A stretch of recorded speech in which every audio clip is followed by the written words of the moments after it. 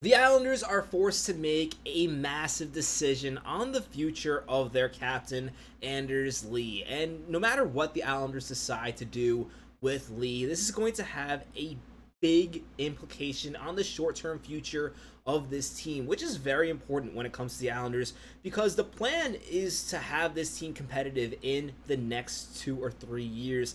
I know, looking at the roster, realistically, the Islanders are not going to be too good next season. There is some reason for hope, but next year I feel like is a throwaway year, and if anything comes out of it, it is a bonus. But after that, I really believe Darsh's plan is to win with the Islanders, and this really factors in to this decision with Anders Lee. Realistically, the Islanders have three different options. The first option on Anders Lee is trading him at the deadline, getting the biggest possible return. Of course, you could trade him tomorrow, but the deadline is where you're going to get the most value for Lee. And I think what that value is really factors into this conversation. The second option is holding on to Lee, signing him to an extension. And a lot of fans are critical of this idea. I've seen some comments that, oh, they want Bo Horvat to be the next captain, something like this, that make room for the young kids. We're going to talk about that in just a little bit. But I think there is a lot of value to signing Anders Lee, especially if the contract is good.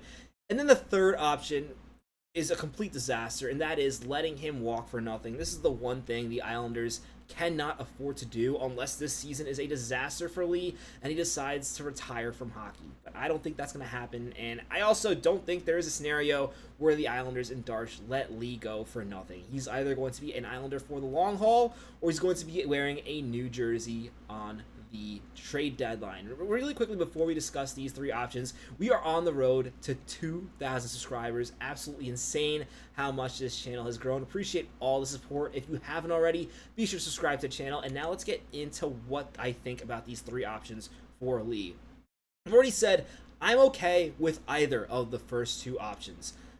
The first option, I think, makes a lot of sense if Darsh has decided that Lee is just not a fit for this team long term. If Darsh does not want to sign Lee, I have no issue with him trading him at the trade deadline.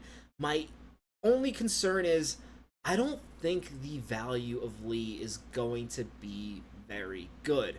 And this is something we talked about a lot on the channel. You've asked me what we think we're going to get in return for Anders Lee. I think a second round pick and maybe a throw-in prospect. And when I say a throw-in prospect, I mean a guy drafted in like the fourth round or something that the Islanders seem to really like from another team. I think that's really the best you're going to get for this player. And yeah, you're probably kind of disappointed listening to what that offer is. It just, for me, that's just what it's going to be. You look at all the wings that are going to be available this season, and you have a lot better players who are also younger. And realistically, with the wing, the way the NHL is wired, the players who are getting the first round picks at the deadline are your defensemen, your shutdown defensemen, offensive defensemen if you need that, and then the centers. The centers are so valuable in the NHL. That's why we talked about how I think Pajot might net a first round pick, and that might surprise people. For a player like Lee, I think that's the best you're going to get. As a result, you really have to wonder, at that price, is it worth keeping him? And the more I think about it, and I think about how it would feel to get a second round pick back for Anders Lee, keep in mind, when we were talking about this last year with Palmieri, the Islanders prospect pool was a lot more questionable than it is now. I think a second round pick held a lot more value a year ago for the Islanders than it does now, with the Islanders having, I think, one of the top 10 prospect pools, no doubt, in the NHL. I think they have one of the best top 5 prospects, really, in the entire league. Second round pick isn't really going to change that all that much, especially when you consider with these second round picks, this is not going to be like that 42nd overall pick where the Islanders used to get Prokhorov. I know that was a big haul for the Islanders. With this pick, you're more looking in the 60, 58 range. That's realistically what a pick for Lee is going to be, or the best case scenario, it'll be like 50, because the team that trades for Lee is obviously going to be in the playoffs. And as a result, that second round pick really is not that valuable. Even in a deeper draft like next season, it takes a big hit. And as a result, I'm really thinking about the idea of signing Lee long term. And by long term, I mean 2-3 seasons max. I'm not talking, realistically 2 years is probably what this would be. I'm not talking about giving him a 7-year extension. Again, he is 35 years old. They could also give him a 1-year bonus laden contract.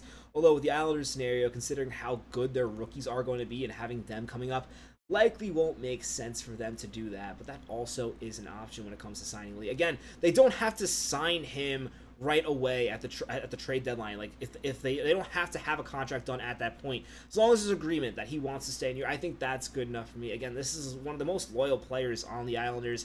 This is a guy who wants to stay here, and I think there's a lot of value to a player who wants to stay with you, a player who has a lot of skill and is still producing. I think that's the big thing with Lee. This is not just a story, oh, he's a loyal guy, this, that. Looking at the roster on the Islanders right now, Anders Lee is the best goal scorer on this team. I don't think there's that much of an argument, really. Maybe Bo Horvat. I would say Bo Horvat is the best goal scorer on this team. Then you have Anders Lee, and then I think after that is Kyle Palmieri. Again, this team desperately needs more goals, and as a result, does it really make sense to trade away one of your better, more reliable goal scorers? I understand, looking at his stats, I understand he is 35 years old. And when I talk about signing Lee, he's taking a big pay cut from his contract to stay in New York, I believe, if he stays with the Islanders.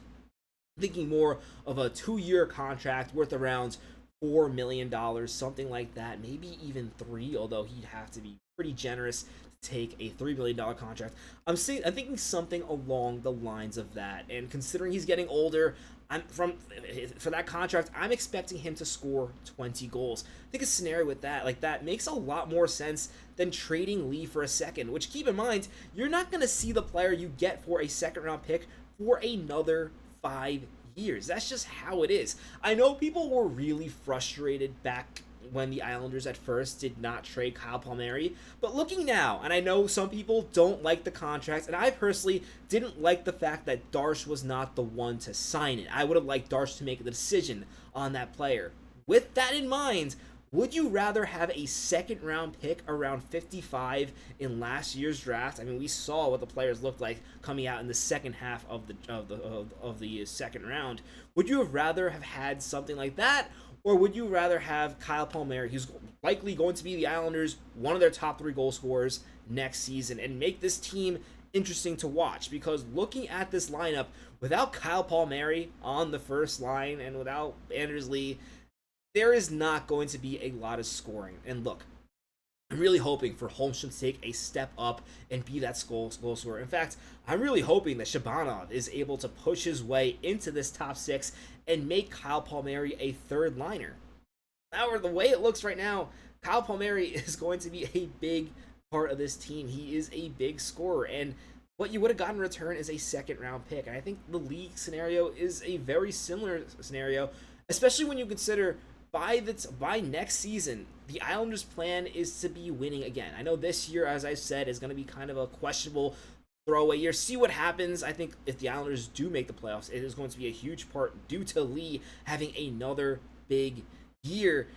But next season, the plan is to win. And if you're going to want to win, you're going to need more goal scoring. That doesn't mean you can't replace Lee with Yzerman and think the team is going to be better at scoring goals. Even if Yzerman scores 30 goals in his rookie year, which is genuinely ridiculous to expect, you would still just be replacing Anders Lee. You would still have one of the worst offenses in the entire NHL.